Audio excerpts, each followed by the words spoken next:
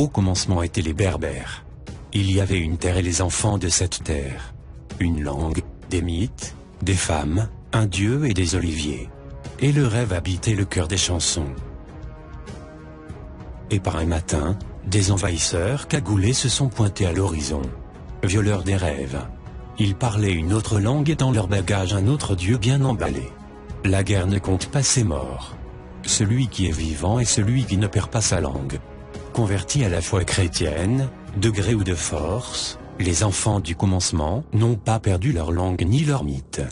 La Griba synagogue de l'île de Djerba, Tunisie, témoigne d'une autre foi. Un témoin qui dit la pluralité du ciel. Les premiers envahisseurs se sont retirés, d'autres leur ont succédé. Et les enfants du commencement n'ont pas perdu la mémoire ni l'amour de l'olivier. Chaque envahisseur se voit le maître du lieu et le sauveur du peuple vis-à-vis du Dieu et de l'histoire. Les Phéniciens, les Romains, les Vandales, les Byzantins. Et par un autre lever du jour, d'autres sont arrivés, cette fois-ci ils sont arrivés du pays du Levant. Comme les autres, ils étaient porteurs d'un livre, une langue, une religion et des sabres. Mais les enfants du commencement ne se sont pas pliés. Une guerre a parlé pendant 68 ans. Convertis à la nouvelle foi, de gré ou de force, les enfants du commencement n'ont pas perdu leur langue ni leur mythe. Même convertis, les enfants du commencement étaient aux yeux des vainqueurs comme des infidèles. El Foutoua El Islamia, les conquêtes islamiques sont passées par là, mais les enfants du commencement sont restés dans l'oubli et dans l'amertume. Depuis la mer, par un autre jour, les Ottomans ont débarqué, au nom de la religion, à l'appel de leurs frères musulmans pour faire face aux chrétiens, dans la terre de Juba.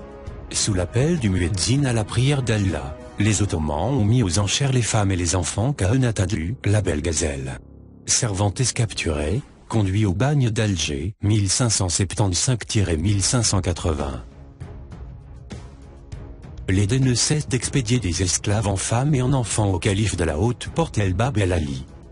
Les Phéniciens et le gouverneur de Bélec réclament 10% d'esclaves comme impôt en femmes et en enfants de Tamasga. Mais les enfants du commencement n'ont pas changé de langue, n'ont pas oublié ni leur mythe ni l'odeur de l'huile de la lampe quinquée. Si on perd la terre sous nos pieds, on sauvegarde la langue dans notre bouche. La langue est une patrie magique inviolable. Les enfants du commencement résistent, les femmes contentent et chantent afin que les enfants n'oublient à jamais l'heure de la Genèse. Les Ottomans sont arrivés, mais les enfants du commencement sont restés étrangers sur leur terre et expulsés de leur espace.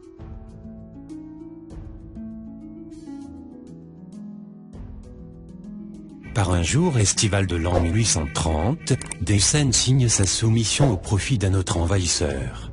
Le gouverneur de Bélec, humilié, rend les clés d'Alger, charge son or et ses esclaves et prend le large sur le navire français Jeanne d'Arc vers Alexandrie en Italie. Un autre envahisseur débarqua avec des chars, des lois, des tortures et une langue. Et une autre Kahena, une autre baroudeuse appelée Fatma Nsoume sort ses chevaux et ses griffes. Et par un jour automnal de l'an 1954, le baroud de la Grande Guerre a hurlé. Et il y a eu des martyrs, beaucoup de martyrs. Et par un jour estival de l'an 1962, l'indépendance est proclamée, et l'envahisseur qui a remplacé l'autre envahisseur, qui a remplacé l'autre envahisseur, qui a remplacé l'autre envahisseur, qui a remplacé l'autre envahisseur a plié bagage. Les you-you de l'indépendance ont résonné sur Djurdjura, mais les enfants du commencement n'ont rien vu venir pour eux et pour leur langue et leur Saint-Olivier. Mais ces enfants du commencement, arrière-fils des enfants de la Genèse, n'ont pas plié leurs armes. Le nouveau propriétaire du pouvoir avec son slogan mensonger le socialisme est la solution a avorté leurs rêves. Et il n'y a pas de printemps sans la poésie. Et Al-Mouloud annonce les couleurs du printemps berbère. Les enfants se réveillent. L'islamisme débarque en Algérie avec les frères musulmans et les noces de Youssef, Al-Qardawi et Mohamed Ghazali, et le rêve des Ahmazis recule d'un pas. Et une autre guerre est déclenchée avec les guerres, beaucoup de morts, et les enfants du commencement rêvent de leur terre, de leur conte et de leur olivier et de leur langue. L'islam est la solution à échouer, et le rêve des enfants du commencement est reporté. Mais un jour, tout le monde repartira, et ne restera que les enfants du commencement, les arrière-fils de la Genèse.